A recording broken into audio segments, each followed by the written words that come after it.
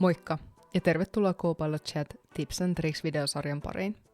Tänään katsotaan, kuinka voit nopeasti, helposti ja haluamallasi tavalla visualisoida informaatiota Copilot Chatin avulla. Kuvitellaan, että haluat vertailla millainen sää Helsingissä on yleensä ollut huhtikuussa. Voit pyytää haluamasi visuaaliset elementit vertailuun ja antaa tarkempia kriteereitä siitä, mistä erityisesti haluat tietoa. Tässä esimerkissä prompti eli kehote voisi olla seuraavanlainen. Luo graafi, joka vertailee Helsingin säätä huhtikuussa viimeisen 10 vuoden ajalta.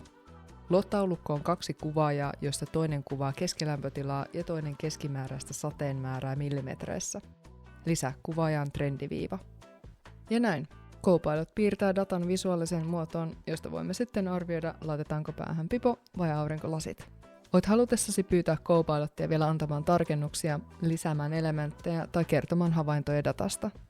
Vastauksen alapuolelta löytyy myös Code-painike, josta voit tarkkailla koodia tuotoksen takana.